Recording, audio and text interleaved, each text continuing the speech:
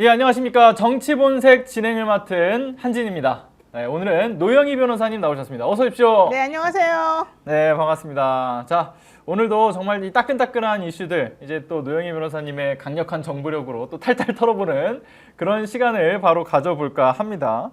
자, 일단 지금 세간에 관심이 있는 이슈들이 여럿 있는데, 이 중에서 아무래도 큰 관심사 중 하나는 시진핑 주석과 관련된 이제 전화 통화, 그리고 그 이후에 이제 에이펙 참여 여부에 대한 관심사가 아닐까라는 생각이 들어요.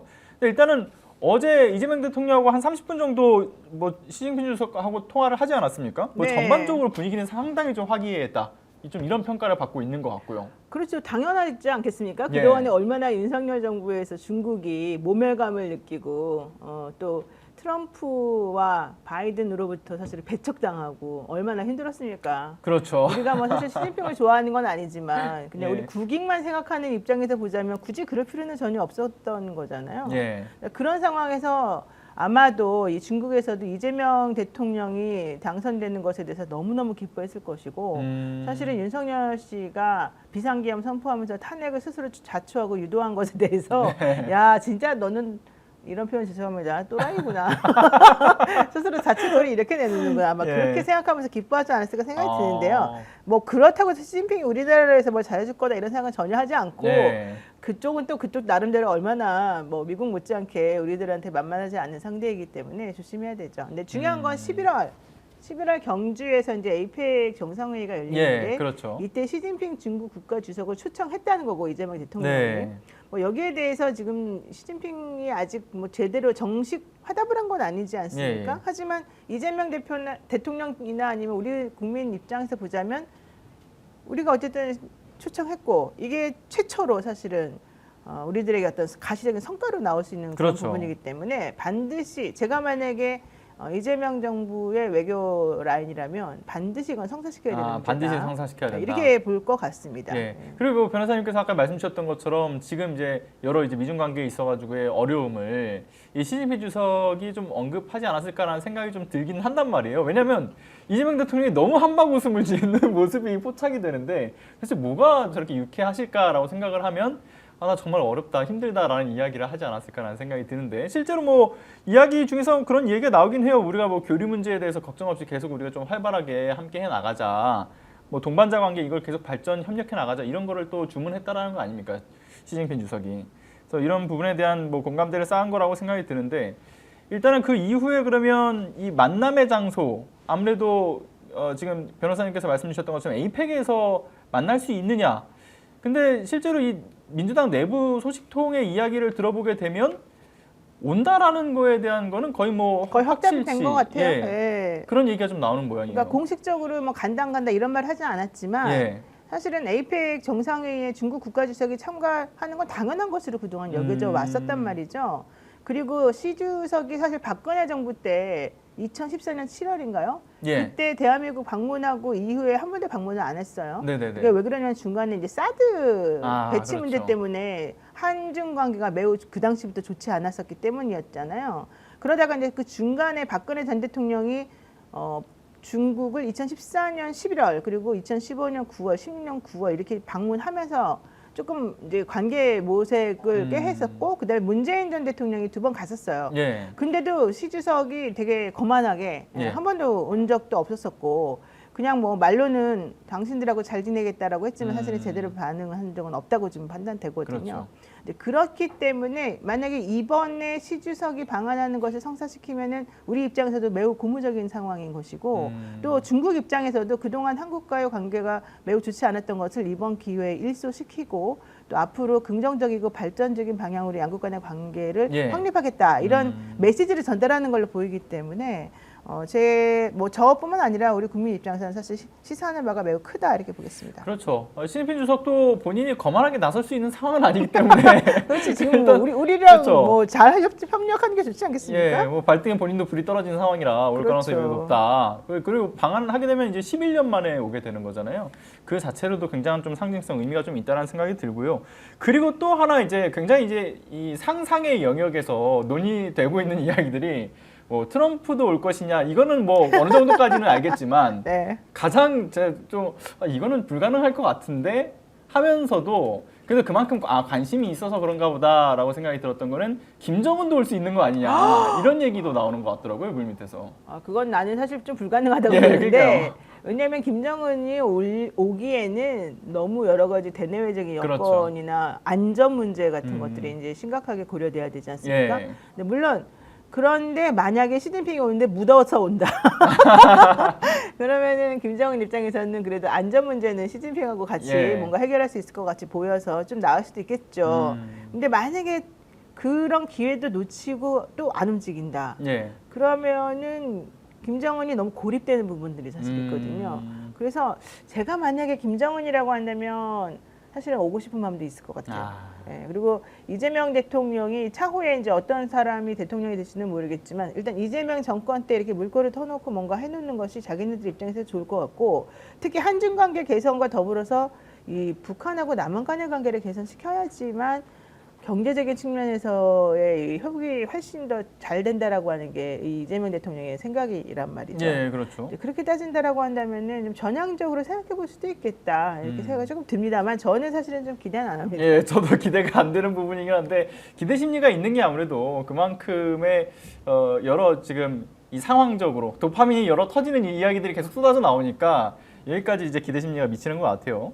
자, 그런데 어쨌든 간에 이번 에이펙을 통해서 시진핑 주석이 방한을 하게 되면은 이에 대한 좀 국제적으로 이재명 대통령의 입지를 확고하게 좀 인정받을 수 있는 그런 상징성도 그렇죠. 부여가 될 거라고 생각이 들고 그리고 마침 근데 시진핑 주석 입장에서는 미중 관계가 굉장히 좀 유연해지고 있는 그 흐름들을 보이고 있는 상황이지 않습니까? 이런 흐름 속에서 마침 이제 이재명 대표의 균형적 외교가 또 더 빛을 발할 수 있겠다라는 좀 생각도 들어요. 사실 트럼프도 지금 거의 약간 꼬리를 내린 셈 아니겠습니까? 아, 예, 그렇죠. 네, 그 미국에서도 트럼프에 대해서 이제 좋지 않은 여론이 많이 형성이 되어 있고, 예. 그다음에 쓸데없이 다른 나라들을 자극해가지고 오히려 국제적 망신을 자초했다 이제 이런 얘기들이 나오기 때문에 트럼프도 눈치가 빠르고 금방금방 사실은 저는 트럼프 약간 홍준표 전 지사하고 좀 비슷한 느낌을 솔직히 받아요. 그래서 예. 홍준표 씨도 막 이랬다 저랬다 사실 하면서도 전혀 그게 어색하지 않고 되게 자연스럽게 보이지 않습니까? 그렇죠. 근데 그게 전부 다 자신의 입지와 자기가 처한 상황을 좀 뭔가 모면하고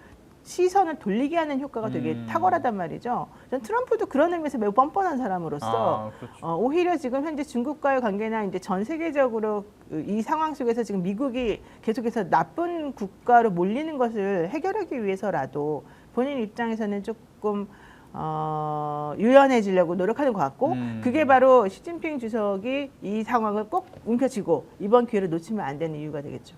그렇죠. 그리고 지금 어쨌든 이번 기회에 한중 관계가 회복세를 타게 된다라고 한다면 그간 우리가 좀 이렇게 여러모로 좀 정체기에 있었던 어떤 수출 부분이라든가 그런 회복도 있을 거고 소비재 산업에 대한 회복도 좀 이뤄질 수 있을 것 같고 그래 결국은 이재명 표 이 실용주의 외교가 지금 이제 0% 경제 성장률을 전망하고 있는 것을 좀 깰 수 있겠다라는 그 긍정도 충분히 기대해 볼 수 있겠죠. 지금 그 OECD 국가와 관련해 가지고 이제 그 잠재 성장률이 어젠가 나온 걸 제가 봤는데요. 미국이 2%가 넘었고 우리나라는 1.98 이런 식으로 예. 나오더라고요. 그러니까 잠재 성장률이 2026년을 기준으로 해서 나온 건데 되게 높아요. 독일 같은 경우는 0.49% 정도로 네. 아주 낮게 평가가 돼 있는데 실제 우리나라는 초창기만 하더라도 혹은 작년 말이나 올해 초만 하더라도 잠재 성장률 거의 0% 가까운 얘기를 이제 기대를 하고 있었었는데 이재명 대통령이 될 가능성이 높아지면서부터 점점 이게 올라가고 있고요. 지금 추경을 지금 20조 이상으로 풀겠다는 얘기잖아요. 예, 그리고 그렇죠. 이재명 대통령 입장이나 이번 정부 입장에서는 이게 어디선가 물꼬를 폭폭폭 이렇게 바늘을 콕 찍어가지고 뚫어 주어야지만 이게 막 막혀 있는 이 병목형상 같은 게 그렇죠. 해결이 된단 말이죠. 그래서 그런 측면에서 보자고 한다면은 결국 경제를 활성화시킬 수밖에 없고 그렇게 하려면 돈을 푸는 수밖에 없어요. 물론 뭐 돈을 그렇다고 해서 막 왕창 풀어가지고 나라를 완전히 또 인플레이션 상황으로 몰고 가지는 않겠지만은 그래서 지금 경제에서 가장 능력이 좋고 재능이 있다는 사람들을 위주로 해서 지금 내각을 구성하고 있거든요. 그렇죠. 근데 이제 그런 것들을 생각해 본다 그러면은 저는 매우 고무적인 상황이라고 지금 보고 그래서 코스피가 전고점을 맞아요. 지금 와. 경신하고 있지 않습니까? 닷새째 예. 닷새째. 예, 그리고 그러니까요. 지금 이 기대 심리로 3년 5개월 만에 2,900선을 깜짝 돌파했다라고 놀랐어요. 하는 예. 그런 소식이 좀 들려왔죠. 근데 이대로라고 한다면 이제 5,000선도 불가능한 영역은 아니다라는 전문가들의 평가도 있는 것 같아요. 그 오차선 얘기 내가 들었어요. 좀 참아주세요.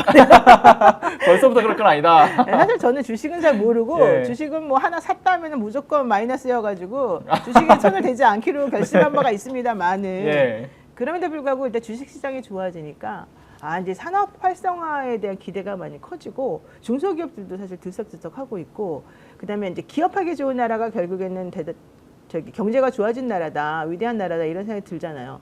그러니까 예컨대 부동산 같은 경우는 그냥 유한 자원이잖아요. 네. 부동산은 결국에는 뭐 더 높이 짓는 거 말고는 뭐 현실적으로 우리나라 땅덩이를 더 늘릴 수 있는 방법은 사실 그렇죠. 없잖아요. 그러다 보니까 부동산이라고 하는 유한 자원을 가지고 계속 부가가치 없이 긁어먹고 이렇게 하는 것보다는 산업을 활성화시켜서 나라 경제에 아주 펀디멘탈을 좀 좋게 만들어주는 게 저는 가장 중요하다고 보거든요. 근데 그거를 이재명 대통령이 아주 옛날부터 계속 주장해 왔었던 거라서 저는 코스피 뭐 5천 지금 당장은 안 되겠습니다만 앞으로 최소 4천까지는 가지 않을까라고 생각하고요. 왜냐면 이제 3천은 금방이니까. 예. 그리고 나면은 또 부침이 조금 있겠죠. 조정도 좀 있고. 그렇지만 결국에는 나라 살림을 한 군데 집중해가지고 이 경제적인 측면에서의 뭔가 승수효과, 네, 호텔 경제학이나 네, 이런 것들을 한번 이번에 좀 제대로 해보겠다고 하는 다짐을 예. 하고 있는 것 같아서 저는 아주 기대가 됩니다. 그렇죠. 되도 않는 그 호텔 경제론이 완전히 이제 그 파괴되는. 근데 저는 그 호텔 거라고 경제학은 봅니다. 이준석이라는 사람이 망가뜨려 놓은 용어지 그렇죠. 실제 그것이 되도 않는다고 생각하진 않아요. 아니 그러니까 예. 그 쓰여진 프레임이 되도 그렇죠. 않는다는 말씀을 드린 거죠. 맞아요. 그 케인즈의 프레임이. 승수이론은 너무 당연한 건데. 당연한 거잖아요. 네. 그러니까요. 그걸 말씀드린 거고. 네. 근데 이제 중요한 거는 이번에 이재명 대통령이 한국거래소에 일단 방문을 한다라고 말씀을 하시는 건데, 근데 이전에 이제 문재인 대통령도 보게 되면 코스피 몇 천을 딱 할 거다 이렇게 설정을 해놓고 약간 공약처럼 내걸으신 바도 있지 않았습니까? 네. 그럼 이재명 대통령도 한국거래소에 방문을 하면 어느 정도까지는 찍겠다라는 걸 이야기하지 않을까, 이런 관심사도 좀 쏠리는 것 같아요. 뭐 얘기로는 5천까지 얘기하지 않을까 하는데 그 정도까지는 안 나올 거라는 생각이 좀 들긴 하네요. 근데 그렇게 하려면 또 이제 우리나라 내부 사정만 가지고는 되는 건 아니니까 그렇죠.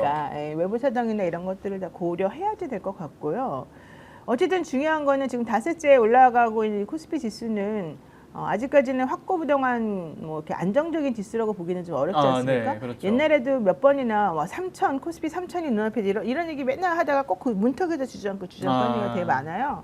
지금 보니까 오늘 오전 9시 30분 코스피가 전일 대비 29.78포인트 상승을 했고, 그래서 네. 이게 2,901.63이다. 이게 장 초반에는 2,093까지 올라가더라.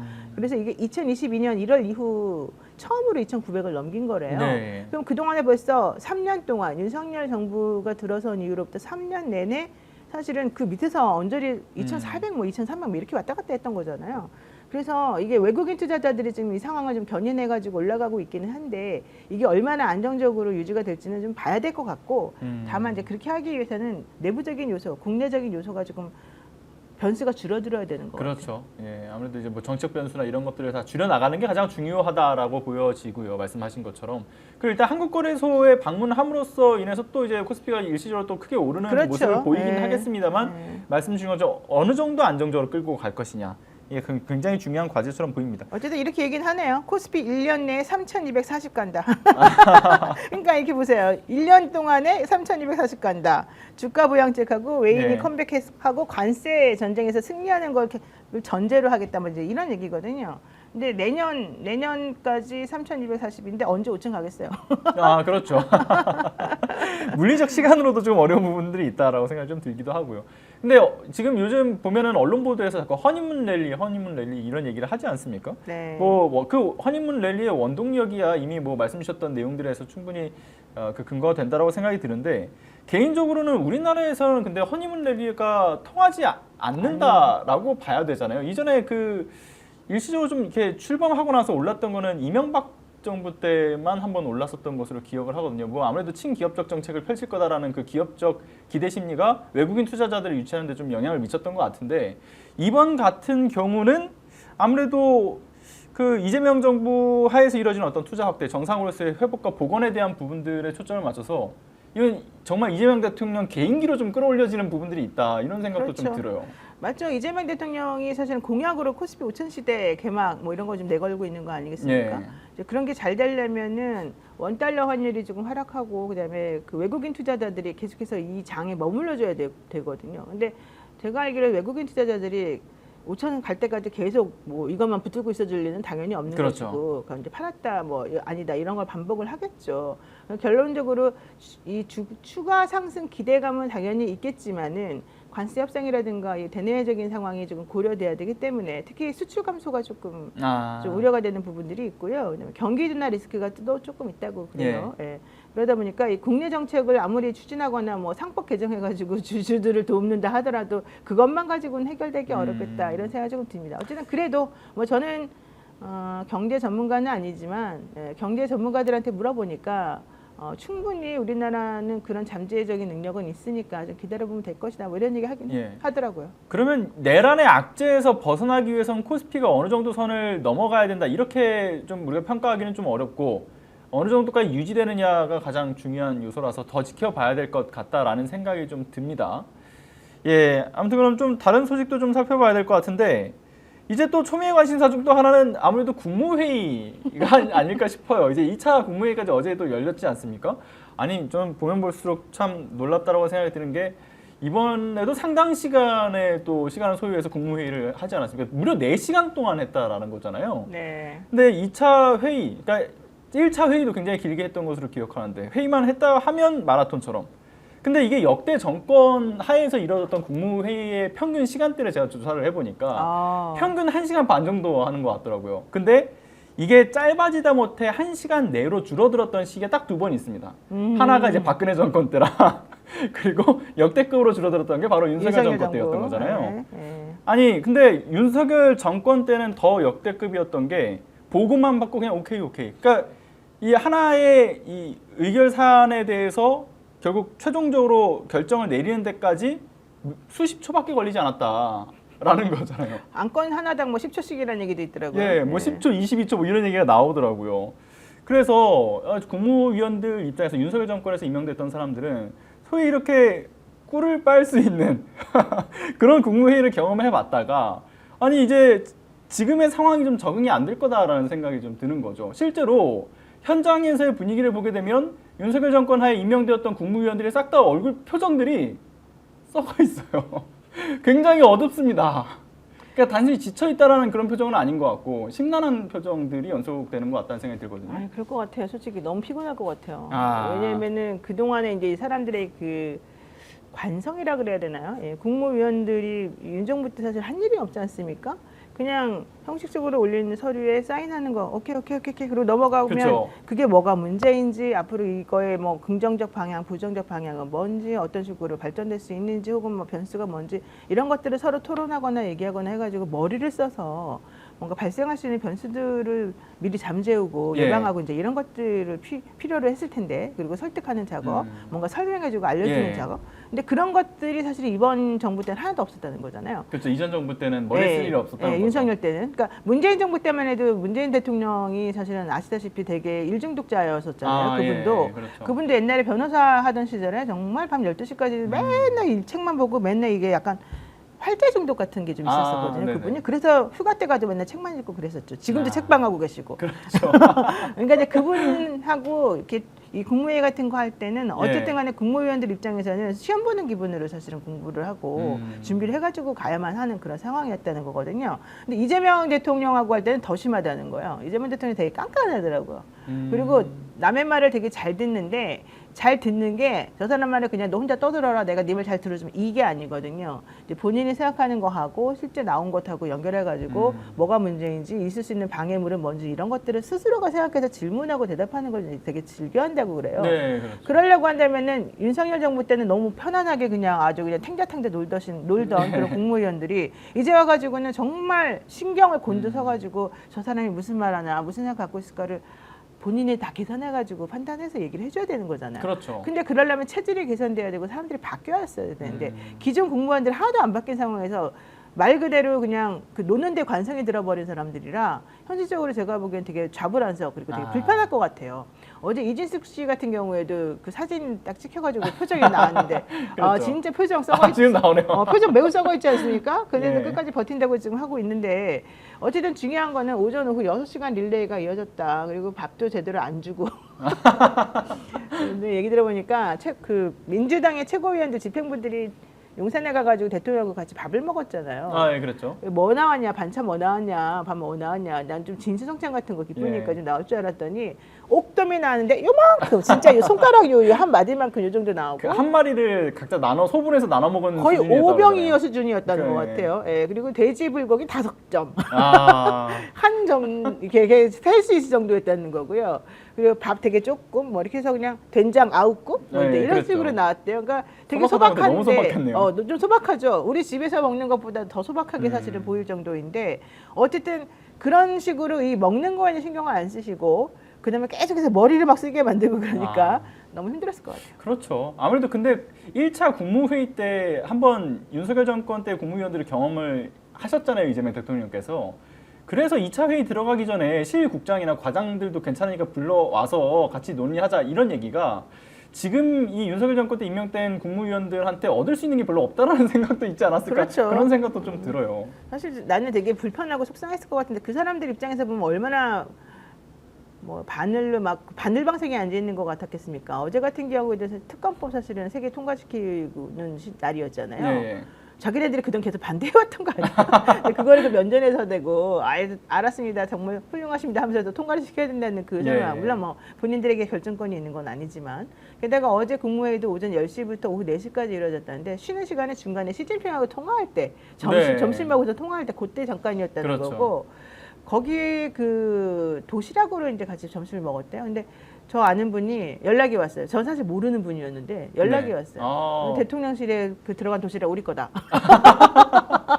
그래서 내가 봤어요. 제보가 오는 그 제보가 왔어요. 사진도 되게 이렇게 예쁘게 찍혀가지고 왔어요. 그거 보니까 그래도 맛있게 생겼더라고요. 그래서 네네. 되게 정성스럽게 도시락을 준비해서 보냈구나라는 생각이 좀 들어서 도시락 먹은 건 그래도 좋은 날이고 보통 이제 김밥 먹었다는 얘기도 이제 나오고 그러지 않습니까? 그렇죠. 1차 때는 김밥을 먹었었고요. 예. 2차는 그래도 도시락은 드셨네요. 네, 근데 그 도시락이 되게 맛있게 생겼더라고요. 아, 그래요? 근데 비싼 도시락이 아니었다고 해요. 예. 자, 그리고 뭐 채팅창에 이런 얘기 나왔어요. 이제 노영희 변호사는 특검에 들어가면 잘하실 듯 이런 말씀도 하셨고요. 나도 잘할 것 같은데.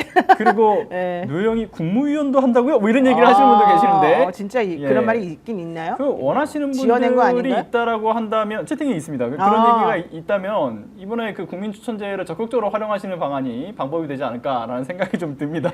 근데 국민추천제에 이미 그 상위 링크된 사람들이 이름이 나왔지 않습니까? 예. 최강욱 공수처장, 그렇죠. 박은정 법무부 장관 이렇게 예. 나왔는데 저의 이름은 없는 걸로 제가 지금 속상합니다, 여러분. 근데 어쨌든 저는 특검은 되게 똑똑하고 실력이 좋고 정말 수사력이 좋은 사람 그리고 검찰을 장악할 수 있는 사람이어야 된다라고 생각을 하고 있고요.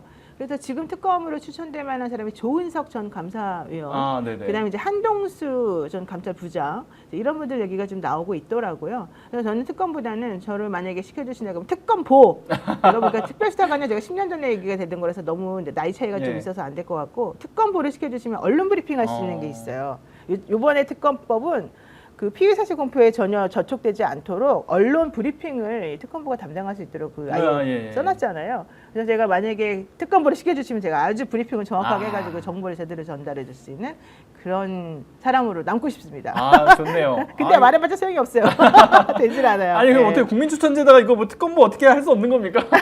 장차관만 있는 걸로 알고 있기는 합니다만은 그래도 국민의 의지가 이 정도 있다. 그렇죠. 이런 걸좀 어필할 수 있는 건 충분히 되지 않을까라는 생각이 이름을 좀 계속 들어요. 언급해 주시면 됩니다. 예.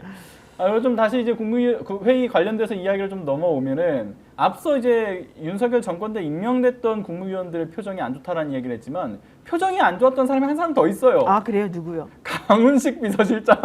왜 안 됐습니까? 아니 많은 세수를 하고 계시더라고요. 얼마나 피곤하시면. 상당히 좀 힘들다.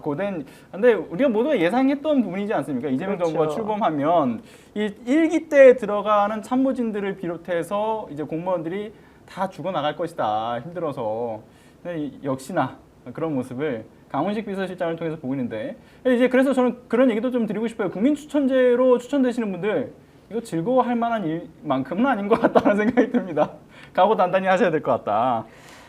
근데 좀 예. 너무 열심히 하시면은 좀 지칠 수도 있어서 좀 이렇게 조절 잘 해가지고 예. 건강 문제 안 생기게 좀 해줬으면 좋겠다고 생각하는데 왜 맞습니다. 그러냐면 제가 어저께 최민희 의원이랑 그다음에 김현 의원이랑 전현희 최고위원이랑 이제 세 분하고 예. 같이 방송을 했어요. 근데 그분들은 대선 하기 전에 이제 방송을 같이 매주마다 하다가 대선 때 한 3, 4주 정도 쉬고 그리고 이제 어제 사실은 처음 다시 방송을 한 거였거든요. 네. 근데 얼굴들이 다 완전히 망가져 있는 거예요. 아. 이 세 분의 얼굴들이. 그래서 제가 아니 너무 힘들어하셨나 보다 이렇게 물어봤어요. 우리 그 앵커님도 김현 의원님하고는 자주 뵙지 않습니까? 그렇죠. 데일리민주에서. 네. 그래서 제가 김현 의원은 얼굴은 이제 평상시에 어떻게 망가졌는지를 알고 있기 때문에 괜찮았는데 예. 최민희 의원하고 전현 의원이 완전히 망가지고 목이 다 쉬어있는 걸 보고 깜짝 놀랐는데 이분들이 어제 또 더 충격적인 말을 해줬어요. 최민희 의원님이 자기 너무 힘들어가지고 이제 국회에 보면은 사우나가 있어요. 그러니까 이제 그 목욕탕 같은 데서 조금 이제 쉬려고 한 10분, 20분 잠깐 눈 좀 감고 있다 나가려고 했는데 자기도 모르게 2시간을 있었어요.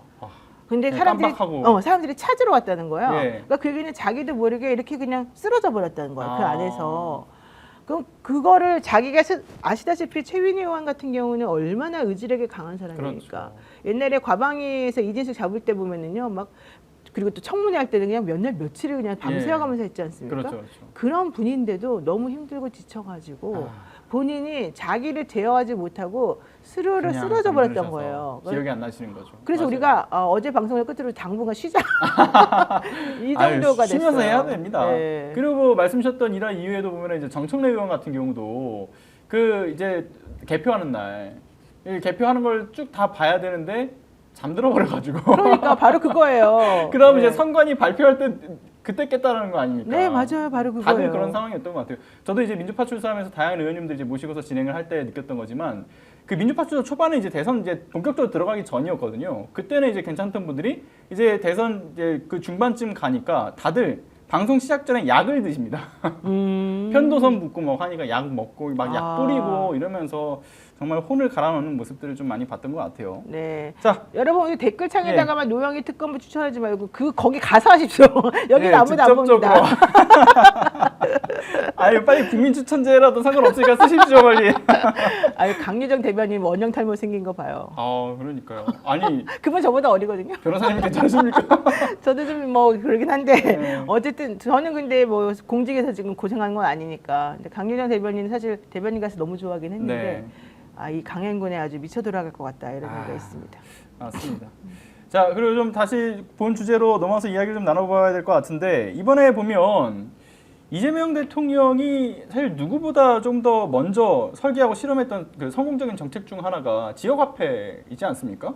그런데 기재부가 새 정부가 출범했다고 곧바로 이제 90도로 허리를 숙이는 듯한 그런 느낌의 지금 입장을 이야기를 하고 있어요. 2차 추경에서의 그 민생 예산 절반을 바로 이제 수도권 외 지역 상권에다 투입을 하겠다. 그러니까 즉 중앙 정부에서 뭐 직접 발행을 하든지 아니면 지자체에서 이거를 발행한 것에 대해서 보조하는 형태로 갈지 그거는 좀 더 논의를 해봐야 되겠습니다만은 여튼 지역 화폐로 민생 지원금을 지원하겠다. 지금 이런 얘기가 나오고 있는 거잖아요. 네, 맞아요. 예. 그러니까 지역 화폐 포함해서 추경안을 편성을 다시 해서 30조 이상을 투입한 효과를 내보내겠다 이런 얘기하면서. 그렇죠. SOC 사업에도 이제 이런 것들을 투입시키겠다 이런 얘기 하고 있는데요. 사실 저는 지역화폐 잘 사용을 못 해봤어요. 그런가요? 예, 제가 지역화폐 사용하려고 앱을 깔았거든요. 예. 이게 이제 서울페이에 뭐 이제 이런 걸 해가지고 하면 되더라고요. 근데 저희 동네에 그 지역화폐를 사용할 수 있다고 가입된 가맹점들 명단을 이렇게 쭈르륵 이제 봤어요. 근데 그래서 거기서 그러면 지역화폐를 사용하려면 어떻게 하면 되나 해서 이제 들여다봤는데. 그 동네에서 발행되는 그 지역화폐의 종류가 따로 있는 거예요. 그래서 그걸 사가지고 그 화폐를 사용할 수 있는 가맹점에 가서 이제 그걸 가지고서 돈 내고 결제하고 뭐 이런 식이더라고요. 네. 근데 우리 동네 이미 다 지역화폐가 초창기 때 조금 반짝하다가 아마 이제 서울페이 앱은 오세훈 시장이 잘 안 해서 그런 것 같아요.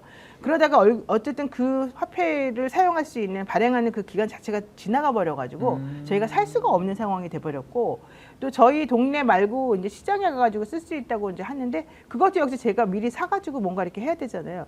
물어보니까 잘 모르더라고요. 그 가게 뭐 편의점 주인도 모르고 잘 모르더라고요. 그래서 이게 동네마다 이 지역 화폐를 활성화시킬 수 있는 뭔가 이제 절차를 잘 마련해가 해가지고 잘 되는 데도 있겠지만 잘 안 되는 데도 있어서 만약에 이걸 제대로 하려 그러면 좀 교육을 좀 시켜야 되지 않을까. 그리고 실제 그렇죠. 이걸 편하게 사용할 수 있는 인프라를 좀 만들어줘야 되지 않을까 이래요. 근데 2024년 9월에 나온 그 기재부발 보고서를 보면은요, 기재부에서 뭐라 그랬냐면 2024년도 9월 얘기입니다. 네.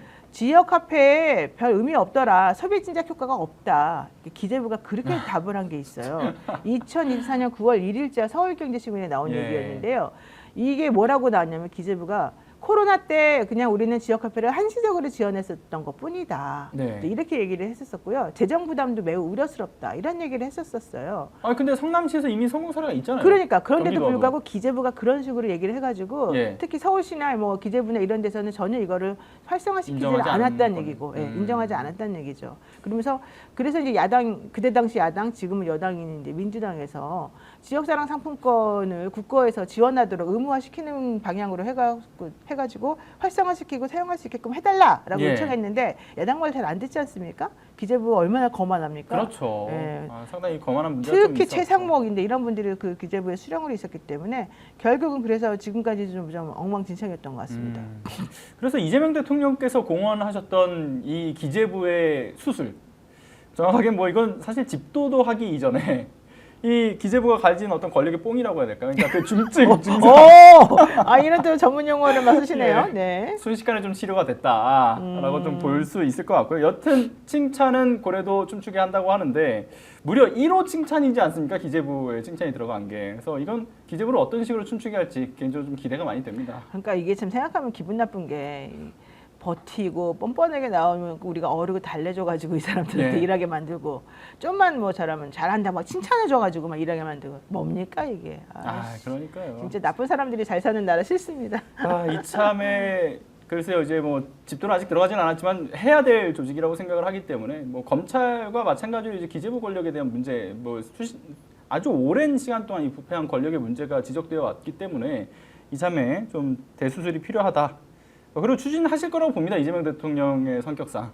네, 어쨌든 더불어민주당에서 추진한 추경안이 35조의 전체적인 예, 규모가 지난달 1일에 국회를 통과했던 게 1차 추경안이었는데 그렇죠. 그때가 14조였고요. 이번에 이제 2차 추경 20조 정도 20조. 얘기 좀 하고 있지 않습니까? 합치게 되면 35조고 중요한 게 뭐 1차 추경하고 좀 달리 이번 2차 추경은 여야가 합의했다는 게 사실은 매우 중요하다. 예. 이런 얘기합니다. 그리고 또 하나 플러스는 이렇게 해서 그 수도권 외 지역에 풀리게 되는 민생지원금 형태가 추후 이 케인제 승수이론이 뭔지 제대로 보여줄게라는 어필이 좀 되지 않을까라는 생각도 들어서 기대가 또 되는 것도 그 있고요. 말이 맞아요. 이재명 대통령이 그때 토론회하면서 제일 조금 속상해하거나 답답했던 게 내가 말한 걸 왜곡해가지고 걔네들이 그렇죠. 장난친 게 예. 너무 싫다는지 이런 얘기를 했는데 맞습니다. 결과론적으로는 대한민국의 경제 승수 효과가 무엇인지를 이재명식으로 보여주겠다. 이게 이제 지역화폐 관련해가지고 끊임없이 계속 주장해 왔던 거거든요. 예. 그래서 저는 이번에 매우 성공적으로 됐으면 좋겠고 이게 이재명 정부의 승리뿐만 아니라 실질적으로 이게 돼야지 소상공인들이 살아요. 그렇죠, 맞습니다. 네, 저희 동네도 임대 표시가 엄청나게 붙어 있거든요. 그래서 그런 걸 볼 때마다 지나가면서 되게 쓸쓸하고 예. 결국 그분들이 대한민국의 국민의 이제 기저층을 형성해가지고 나라를 튼튼하게 만드는 기본 인물들인데 그분들이 먹고 살 수 없으면은 다 망해서 끝나는 거거든요. 맞죠. 네, 이걸 좀 해결해 줬으면 좋겠습니다. 그래서 이 승수 이론의 어떤 효과가 먼저 올 것이냐 아니면 이준석 의원의 제명이 먼저 될 것이냐 이것도 개인적으로 관전 포인트가 아닐까라는 생각도 들고요. 자 그리고 좀 이건 기쁜 소식이 좀 하나 있어요. 일단 이재명 대통령이 지난 그 당대표 시절 당시에 1기, 2기 지도부와 만찬을 하고 난 그 과정 속에서 시계 안 만든다라고 해서 많은 분들이 좌절을 하시지 않습니까? 네. 근데 이재명 대통령이 본인의 SNS에서 직접적으로 밝힌 게 시계가 제일 싸게 먹히더라. 가성비가 좋더라 이제 하면서 만든다고 이제 이야기를 하셨죠. 맞습니다. 지금 댓글 보니까 예. 제가 댓글 안 보고 있었는데 지역협회 너무 좋아요. 지역협회 경기도에서 너무 잘 쓰고 있어요. 아오. 노영이는 모르는구나 막 이런 얘기 하시는데 제가 저희 동네 것만 얘기를 드리는 거고 예, 이제 예. 지역 화폐는 꼭 지역에서만 이제 쓸 수 있도록 원래 해놨잖아요. 그 동네 상권도 향상시키고 뭐지 해야 되니까. 예. 그러다 보니까 저희 동네에서는 사실 쓸 일이 거의 없어서 제가 잘 몰랐다는 거고 실제 해보려고 했더니 이게 제대로 안 만들어져 있더라. 근데 경기도는 워낙 이제 이재명 대통령이 그 전부터 이걸 활성화시켜 놨기 때문에 그리고 김동연 지사가 이제 연결해가지고 이제 하니까 잘 되는 것 같은데 다른 지역은 어떤지 사실은 잘 모르겠어요. 그래서 어쨌든 제가 하고 싶은 말은 잘 됐으면 좋겠다. 그리고 앞으로 예. 잘 될 것이다. 잘 될 얘기를 거라고 한 겁니다. 봅니다. 예. 예, 근데 아까 제가 시계 얘기를 왜 했냐면요. 네. 개인적으로 저도 좀 받고 싶어가지고 그런데 이 시도 시계에 대한 시계는 받고 이야기. 싶죠, 사실 우리도. 예, 이것도 예. 많은 좀 사람들의 이제 관심사인 것 같더라고요. 근데 중요한 거는 어떻게 뭐 글쎄요 이번엔 잘 물량을 많이 만들 수 있을지. 근데 뭐 개인적으로 기대해 볼 수 있는 부분은 뭐냐면은 이정도 비서관이 이재명 정부의 총무비서관으로 갔으면은 아마 못 받았을 텐지만 다행히도 이제 청와대 이전 TF로 이제 가면서 어느 정도는 길이 열려 있지 않은가라는 좀 생각이 들어요. 그래서 그리고 또 하나는 이재명 대통령이 또 기대하셔도 좋다라고 이야기를 하신 것도 단순히 뭐 디자인만 기대하셔도 좋다라는 것보다는 조금 더 그래도 많은 사람들에게 좀 시계가 좀 나눠질 수 있지 않을까 이런 기대 심리도 좀 생기는 것 같아요. 맞아요. 저 이거 시계 관련해 가지고 안 그래도 이제 전현희 최고위원이 사실 아, 처음에 예. 얘기를 해가지고 이게 얘기가 좀 됐지 않습니까? 전현희 최고위원이 이렇게 얘기를 하더라고요. 이제 시계를 만들어 달라는 사람들이 이제 많아가지고 예. 그 얘기를 하는데 어떤 몇몇 의원들이 아, 꼭 뭐 시계가 필요하냐 이제 이런 얘기를 해가지고 사실은 저게 조금 와전이 된 그렇죠. 거였다. 마치 안 만드는 것처럼 아. 와전이 된 거였다. 그러나 가성비 좋은 시계를 만드는 것은 필요하다고 생각하고 각계각층에서도 요구가 있어서 대통령도 이거를 만드는 쪽으로 계속 생각을 이제 하고 있다 이런 얘기를 했는데 진짜 오늘 아침인가요 발표가 그렇게 나왔더라고요. 예, 맞아요. 직접적으로 본인이 또 언급을 하셨으니까요. 네. 그래서 채팅창에서는 지역 화폐로 이재명 대통령 시기를 사고 싶다는 얘기를 하시는 분도 계실 정도로 그만큼 좀 인기가 많은 것 같습니다. 자, 좀 다른 또 소식으로 좀 넘어가 보도록 하죠. 이제 내란 세력과 관련된 얘기를 또 해봐야 될 것 같은데. 내란 세력, 네, 좋습니다. 예. 근데 그 이전에 이번에 보니까 이제 한국 리서치 여론조사에서 보수층에 한해서 살펴보면 윤석열 정부가 국정 운영을 잘했다라고 생각한다라고 하는 게 47%에 이른다라고 하는 거예요. 그래서 여전히 이렇게 내란 수계에 대한 미련을 버리지 못하고 있는 모습들을 보게 되면 아, 보수 제거는 사실상 불가능에 가까운 영역으로 이미 들어간 게 아닌가라는 그래요? 생각도 좀 들게 됩니다. 왜요? 47%나 이제 나왔으니까. 그러니까 여전히 이 내란의 문제성을 인식하지 못하는 보수층 지지자가 47%나 된다라는 거잖아요. 이런 상황에서 쉽지 않을 것 같은데 그 전문가들 역시도 이게 보수 제거는 당분간은 좀 어렵다라는 이야기들이 있고 또 하나는 지금 이 이재명 정부의 어떤 통합과 포용의 정책도 그렇고 민주당도 그 파일을 지금 보수까지 굉장히 상당 부분 넓혀간 상황이기 때문에 설 자리가 없다. 심지어 이제 국민의힘은 정당 해산 이야기들도 계속 나오고 있고요. 저는 이 나우님이 이해 불가 47% 그러셨는데 정말 이해가 안 됩니다. 윤석열 정부 때 도대체 무슨 성과가 있었다고 오로지 윤석열 정부의 성과는 만 나이를 한차 낮춰준 것밖에 없다. 이런 얘기들을 사실 다들 하고 그렇죠. 있었는데 무슨 정책을 잘했다는 거예요. 예. 하나라도 대표적인 걸 좀 말을 해봤으면 좋겠어요. 근데 아마 이제 이렇게 말씀하시는 분들 보수들은 아 그래도 세금을 좀 깎아주고 우리들이 좀 더 추가적인 돈 안 나게 한 거 아니냐 뭐 이런 얘기를 하시는 건지는 잘 모르겠습니다. 그건 제가 정확하지는 않습니다. 근데 어쨌든 중요한 건 김용태 비대위원장 한 말이 딱 맞는 거예요. 우리 당은 진 당이 아니라 선거에서 이긴 당처럼 행동한다. 아, 그러니까요. 네, 자기 되게 답답하다. 네. 그래서 내가 아니 당신이 그렇게 선거 때 그렇게 해놓고서 뭘 또 괜히 또 유체이탈 합법을 쓰면서 그런 말을 하냐 이제 속으로 그렇게 생각을 했는데 어쨌든 그 국민의힘은 자신들이 내란당이라고 불리우는 것도 사실 인정을 안 하고 있을 거라고 네네. 저는 보고 있고 중요한 건 그럼에도 불구하고 41%라고 하는 퍼센테이지의 득표를 얻었다는 것에 만족하고 있을 거라는 거죠. 그러다 보니까 아 우리가 뭘 잘못했어? 봐봐 국민들도 41%나 우리를 좋아하는데 이 사람이 탄핵이 됐기 때문에 윤석열이라는 사람이 탄핵이 됐기 때문에 우리 당을 지지한 사람들이 좀 떨어진 것뿐이지 실제 윤석열이가 잘못한 게 뭐 있어? 막 이렇게 생각을 할 가능성이 저는 매우 높다는 네. 거예요. 아. 그러면 뭐가 문제인지에 대한 인식이 전혀 없다는 것이고 그냥 보수들은 그냥 우리는 우리 이념적인 거 먹고 살게 이제 이런 생각만 한다는 건데 제가 궁금한 게 그거예요. 대구가 이번에 23점 몇 프로 나왔지 않습니까? 네, 그렇죠. 그다음에 이 영양권이나 이 뭐 PK나 이런 쪽을 보더라도 그분들은 여전히 이 이재명보다는 윤석열에게 표를 더 사실은 준 거야. 김문수가 조금 더 높게 나오니까 대구를 빼더라도. 근데 문제는 그분들의 그러면은 진짜 실제 삶이 어떻게 됐냐를 본다는 거예요. 근데 보면 여러 가지 지표를 봤을 때 그분들의 삶이 나아지지가 않았어요. 오히려 더 힘들어졌어요. 대구 같은 경우도 엄청나게 지금 이 뭐 미분양은 물론이고 시작해가지고 산업도 제대로 된 게 없고 여러 가지 힘들다는 얘기들이 계속 나왔거든요. 그랬는데 왜 그분들은 계속해서 그걸 좋아할까? 왜 그분들은 뭔가 정책이 잘 됐고 우리들이 잘 살게 되었다고 착각을 하고 있을까?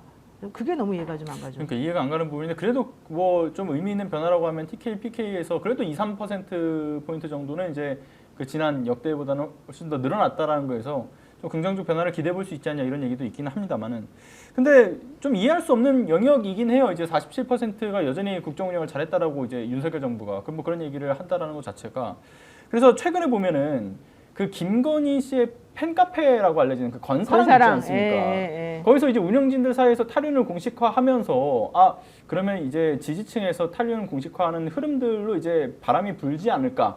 이렇게 되면 국민의힘 내부에서 친윤계들 역시도 마찬가지로 힘이 빠질 수 있을 가능성이 높고 아 그럼 그 자리를 또 김용태가 또 치고 올라갈 것이다 이런 생각을 했는데 지금 이 여론조사를 보게 되면 상황은 전혀 그런 게 아닌 것 같아요. 괴리가 좀 느껴지는 것 같아요. 맞습니다. 예. 뭐 제가 뭐 할 말이 없습니다. 이 추억의 남희섭님도 이렇게 말씀하시네요. 노영희 변호사님, 윤석열이 왜 잘한 게 없나요? 돈 지 맘대로 펑펑 쓰고 술 잘 드시고 얼마나 잘했습니까? 칭찬해 주세요. 그랬어요. 할 말이 없네요. 예. 네, 제가 잘못했습니다. 지금 이러다 보니까 윤석열도 역시나 미련을 못 버리고 그러니까 저 지지층을 등에 업고서 경찰 출석 안 하겠다라고 버티고 있는 게 아닌가라는 생각이 들어요. 이번에도 뭐 2차 경찰 출석을 하지 않겠다, 뭐 서면 조사만 하겠다라고 이야기를 하고 있는데 이대로 가면 3차까지 응하지 않을 가능성도 있겠다. 그래서 사람들이 아 당신 예. 정말 구속되려고 작정했구나 그러니까요. 이런 얘기예요. 왜냐하면 소환에 응하지 않는 것만으로도 영장을 청구할 수 있는 영장을 발부시킬 수 있는 근거가 되는 거잖아요. 그렇죠. 김건희 씨도 의견서는 냈다고 하지만 사실은 오라 그랬는데 안 오고 지금, 예. 지금 세 번째가 지금 그렇죠. 윤석열 씨 같은 경우도 오라 그랬는데 자기 안 간다는 거잖아요. 그러니까 부부가 같이 우리는 어쨌든 한 목숨이야. 우리 같이 움직일 거야 이렇게 생각하는 것 같은데 과연 그렇게 하는 것이 타당하냐? 아무래도 이거 같아요. 특검법이 지금 이제 통과가 됐지 않습니까? 예. 그러면은 다음 달부터 이제 특검이 본격적으로 움직이게 될 것이고, 그럼 결과적으로 자기네들을 불러가지고 특검이 재구속할 건 뻔하다는 것 같아요. 그러니까 어차피 특검에서 자기네들이 잡히고, 예. 그 다음에 특검에서 11개, 뭐 16개, 이거는 뭐 어쩔 수 없는 부분이고, 지금 나오는 것도 한두 가지가 아니잖아요. 그렇죠. 그러니까 거의 포기 상태가 아닌가라는 생각이 좀 들어요. 이제 와가지고 내가 협조하면서 굴욕적인 모습이 카메라에 찍혀봤자 이게 무슨 의미가 있나 이렇게 생각하는 게 아닌가 저는 개인적으로 그렇게 생각이 들어요. 개인적으로는 3차까지 불응을 해서 체포되는 모습을 보고 싶긴 합니다만 예, 그 모습을 볼 수 있을지는 뭐 일단 두고 봐야 될 것 같고요. 그리고 개인적으로는 이렇게 계속 불복하고 있는 모습, 불응하고 있는 그런 모습들 추후에 체포될 거라는 것을 그러니까 염두에서 아예 배제하고 있는 것을 보게 되면 언제든 다시 자신들의 승기를 거머쥘 수 있을 거라는 그런 착각 속에 있는 것 같다는 생각이 든단 말이에요. 그래서 이게 뭐 무속적으로 뭐 점괘가 나왔나 이런 생각도 들고요. 아 그래요? 그렇게 생각하세요? 아니 왜냐면 그게 아니고서야 저들이 저렇게 뻔뻔스럽게 철면피로 나설 수 있지 않지 않을까라는 생각이 드는 거죠. 물론 상식선에서 생각해 보면 그런데 근데 아무래도 이 정권 자체가 그간 쭉 줄곧 무속과 관련되어 있었다 보니까 무속적으로 뭔가 본인들에게 긍정적인 이 점괘가 나왔던 게 아닌가? 라고 생각이 들고 그런 것을 기반으로 한 것인지 그 특검 관련된 이제 통과가 되던 그날 심지어는 그 아크로비스타에 모였다는 거 아닙니까? 최은순 등이 그 관련된 영상도 또 준비되어 있다라고 알고 있는데 영상 있으면 좀 보도록 하죠. 영상 준비되어 있나요?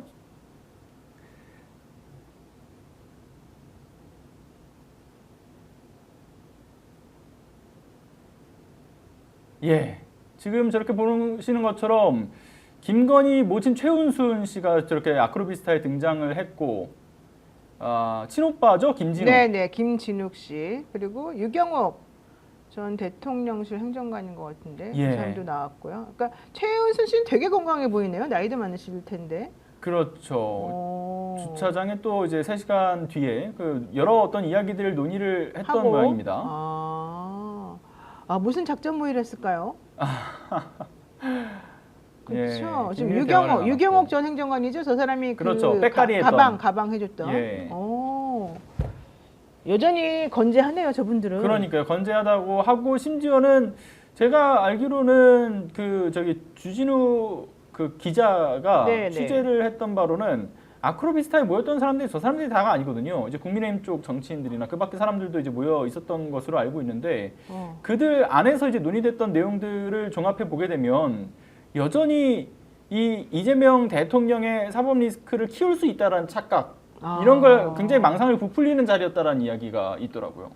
그러니까 이제 이 재판이 정지되지 않을 것이다. 네. 속게 될 것이다라고 여전히 믿고 있다라는 거예요. 아니 그래가지고 국민의힘 의원들이 의총을 법원 앞에서 하잖아요. 아, 판사들한테 협박하는 거지 않습니까? 예. 니네들이 왜 먼저 누워버렸냐? 어? 아무리 이 사람이 대통령 됐다 하더라도 계속 재판해가지고 이재명 대통령을 깜빵에 넣어야지. 무슨 짓이냐 이제 이랬다는 거거든요. 그렇죠. 그러면서 법원 앞에서 의총을 해요. 그게 말이 돼요, 국회의원들이? 정말 충격적인 일입니다. 네. 아니 게다가 지금 최은순 씨는 여기 지금 다 여기 신토박님이 말씀하신 것처럼 요양원 노인학대 이 혐의도 지금 받고 있는 거 아니겠습니까? 그렇죠. 네. 왜 수사 소환을 아직도 안 했는지 무슨 일이 진행되고 있는지 모르겠지만 지금 너무 건재하게 너무 잘 살고 있어서 저는 좀 이상한 부분이 사실 있긴 합니다. 예. 근데 그렇다고 해서 정말 저 사람들이 살아남을 수 있을까? 전 그건 아니라고 봐요. 그렇죠. 그러니까 이번에 맞습니다. 특검을 진짜 잘해야 돼요. 아, 이번에 무엇보다 특검에서 중요하다. 완벽하게 이런 모든 것들을 밝혀내지 않으면 저 사람들 다 살아남을 수밖에 없고 그럼 결국 그들이 주장했던 것이 맞는 게 돼버리지 않습니까? 그렇죠. 아, 저는 그거는 진짜 큰일 날 것 같아요. 맞습니다. 좀 이해할 수 없는 모습들이 여전히 계속 이제 포착되는데 방금 영상은 이제 일요신문에서 올린 영상이고요. 그걸 좀 같이 일요신문 함께 멋지네. 봤습니다. 예. 대단합니다. 그리고 좀 하나만 좀 더 좀 여쭤보고 싶은 부분이 있다라고 하면 감사원 소식에 대한 부분이 또 여전히 남아 있잖아요. 네. 그 감사원이 윤석열 관저에서 특히나 이제 스크린 골프장을 이제 불법적으로 이제 건설했던 거에 대한 것에 대해서 이걸 이제 문제는 대납을 했다라는 의혹이 있죠. 그러니까 네. 뇌물 혐의가 이제 윤석열과 김용현이 걸려 있던가요? 아무튼 걸려 있는 것으로 알고 있는데 이게 검찰에다가 감사원이 1월쯤에 이 수사 요청을 했었죠. 그때 당시에 이 대납한 정황이 확인되었다라는 것으로 기반을 깔고 이제 수사 요청을 했던 건데 지금 이제 이야기하는 게 갑자기 객관적인 증거가 아니라 추정과 가정에 의한 것이다라고 입장을 갑자기 선회해요. 납득할 수 없는 또 하나의 포인트는 국회에서 재감사 요구를 했던 것도 역시나 무혐의 결론을 내렸고 이게 굉장히 좀 적절치 않다니까 최재 감사원장의 입김이 반영된 것이 아니냐 좀 이런 지적을 하지 않을 수가 없어서 감사원도 수사 대상에 올라야 되는 거 아닌가라는 생각도 좀 듭니다. 그러니까 윤석열 전 대통령이 살던 그 한남동 대통령 관저에 유령 건물 공사 관련해 가지고 이건 뇌물이다 이렇게 해서 예. 대검찰청에 수사를 요청했던 이제 그 부분 얘기하는 거잖아요. 그랬더니 감사원에선 다시 아까 우리가 그냥 추정해서 물어본 거였기 때문에 사실이 아니다 뭐 이런 식으로 지금 변명을 지금 하고 있어서 좀 상식적이지 않은 주장을 지금 하고 있는 건데 어쨌든 중요한 게 지난 1월 초에 조은석 감사원장 직무대행 지시로 부실 봐주기 비판을 왜냐하면 최자해가 그때 탄핵돼 가지고 이제 직무가 정지된 상태였었기 예. 때문에 이분이 그때 일을 했었었는데 그렇죠. 이분이 이제 이번에 특검에 또 물망이 올라오고 있어요. 그러니까 이분이 특검을 가면 아마 이 부분을 되게 자세히 잘 알아가지고 처리를 잘할 것으로 저는 보입니다. 어쨌든 중요한 거 감사원은 이 상황에서 그 스크린 골프 시설로 검토됐다는 그 미등기 유령 건물 그 공사비 대납 정황을 파악했다는 거예요. 이제 이 정도 되면 사실은 다 자기네들은 체크해놨다는 얘기고 증거가 확실하다는 얘기거든요. 근데 이게 좀 흐지부지되고 무혐의 되고 이랬다는 건 좀 상식이지가 않잖아요. 게다가 그렇죠. 그렇게 되고 나니까 우리 그냥 추정해가지고 얘기한 거라서 잘 모르겠다. 이제 이런 식으로 지금 발을 빼고 있다는 건데 어쨌든 중요한 거는 1월쯤에 감사원에서 수사 참고자료 형태로 검찰에 넘겼고 서울중앙지검에서 배당이 이루어졌고 강력부가 수사를 개시했다 이렇게 얘기는 하고 있습니다. 근데 감사원에서는 이런 얘기도 하고 있대요. 대통령실에 허위 공문을 보냈고 2년 넘게 미등기 상태로 그 건물에 대한 게 이제 은폐가 되어 왔고 그렇죠. 경호처가 나중에서야 뭐 현대건설하고 공사계약했다고 허위로 이제 해명을 했지만 실질적으로 그건 아니었던 것으로 그렇죠. 보인다. 그리고 건축 면적도 다르게 신고가 들어갔던 것으로 알고 있고요. 아무튼 이런 문제가 적절하게 다 살펴지기를 바라고요. 그리고 채팅창에서 계속 올라옵니다. 일단은 그 노영희 변호사님 특검보 추천해야 된다 이런 말씀을 하시고 계세요. 좋아요. 예, 근데 추천해야겠다가 아니라 해주시면 좋을 것 같아요. 그 국민 추천제를 통해서도 괜찮습니다. 어떤 방식으로든 간에 그 노영희 변호사님 특검보로 해야겠다라는 그 의지를 다양한 방법으로 좀 표출을 해주시면 좋을 것 같다는 생각이 들고 저도 개인적으로 이제 변호사님이 들어가시면 잘하실 거라고 생각합니다. 너무 여기서 우리 이런 얘기하면 너무 사사로운 거 아닙니까? 제 개인의 좀 사사로움을 좀 챙겨봤습니다. 방송을 통해서. 자, 일단 저희가 이제 여러 이야기를 나눠봤는데 제가 노영희 변호사님하고 워낙에 또 좀 즐겁게 속 시원하게 또 이야기를 나누다 보니까 가장 중요한 걸 또 빼먹었습니다. 여러분들 좋아요 눌러주시는 거. 구독하는 거 잊지 말고 꼭 좀 부탁드리겠습니다. 좋아요를 눌러주셔야 이 영상이 또 많은 분들에게 공유가 되니까요. 네. 여러분들이 좀 크게 응원해 주시는 차원에서 특히나 또 노영희 변호사님의 응원하는 차원에서의 좋아요도 되는 거기 때문에 많이 노출되는 거잖아요. 네네네 맞아요. 지금 방금 얘기했던 국민 추천제 얘기 이런 게 공유될 수 있도록. 너무 민망하다. 너무 그렇게 하지 마십시오, 여러분. 예. 네. 자, 알겠습니다. 자, 그럼 이제 또 중요한 시간이 하나 더 있습니다. 자, 광고 시간입니다. 자, 홍삼 가격에 산삼을 드십시오. 전설의 고려 산삼의 맥을 잇는 지리산 산양산삼 추출액 순 100% 산삼 순백을 소개합니다. 옛 어르신들은 무더운 여름을 앞두고 산삼 한 뿌리씩 챙겨 드셨다라고 하죠. 이제 그 산삼을 간편하게 한 병에 담은 산삼 순백이 있습니다. 자, 6월은 우리 몸의 에너지를 미리 채워야 할 때입니다. 산삼 순백 한 박스에는 7년근 산양산삼 30뿌리 분량의 사포닌이 꽉 들어 있습니다. 다양한 사포닌 종류와 압도적인 농도, 흡수율을 높이는 컴파운드 K까지 강화해서 몸에 쏙쏙 에너지를 제대로 채워드립니다. 온라인 후기가 16,000여 건 이상이 되고요. 거의 만점 평점을 자랑하고 있습니다. 자, 6월에도 변함없는 산삼순백, 1+1 사은품, 그리고 이게 천삼 발효 식초를 무려 2병이나 또 준비를 했다라고 하니까요. 그리고 중요한 건 이게 또 단순한 사은품이 아닙니다. 이게 또 자연이 만든 또 하나의 선물인데요. 국내 유일의 저온 자연 발효 식초입니다. 고온 발효에선 절대 나올 수 없는 청명한 황금빛 원액, 그 깊고 순한 맛은 식초라고 부르기엔 너무 아깝다라고 하죠. 자, 몸에 채우는 산삼, 비우고 또 정화하는 발효 식초, 하나는 채우고 하나는 다스립니다. 두 자연의 걸작이 한 세트로 여름이 오기 전 내 몸을 위한 최고의 선택, 바로 산삼순백입니다. 자, 검색창에 산삼순백으로 검색을 하시거나 전화문의 1666-1080으로 전화 주시면 되겠습니다. 자, 그리고 오늘 또 이거 소개하려고 정말 기다렸습니다. 자, 소팔메토 하나로 부족하다면 이제는 더블로 가야죠. 전립선, 활력, 지구력, 면역까지 싹 다 챙긴 조합, 더블 소팔메토 앤 옥타코사놀. 자, 이건 진짜 남자용 무기라고 합니다. 자, 스픽스에서만 이 가격, 오늘 스픽스에서만 공동구매 특가로 쏜다고 합니다. 자, 이런 게 다시는 안 온다고 하니까요. 꼭 좀 많은 구매해 주시면 좋을 것 같고요. 소팔메토 고함량의 옥타코사놀까지 들어간 거의 뭐 반칙 수준의 지금 제품이라고 합니다. 체력이 떨어졌다는 말 이제 하지 마시고요. 딱 이 한 캡슐로 아침이 달라진다고 하니까 지금 바로 스픽스 공동구매 정말 놓치면 손해입니다. 많은 구매를 부탁드리겠습니다. 자, 스픽스몰 이거 네이버나 이런 검색창에 검색하셔도 바로 나오니까 스픽스몰 검색하셔서 하셔도 되겠습니다. 자, 그럼 정치본색 오늘은 여기까지 하도록 하겠습니다. 노영희 변호사님과 함께 했습니다. 감사합니다. 고맙습니다. 오늘 방송 어떠셨습니까? 마음에 들었다면 구독, 좋아요로 스픽스를 응원해 주십시오. 여러분들의 구독, 좋아요는 가장 큰 힘이 됩니다. 스픽스 구독, 좋아요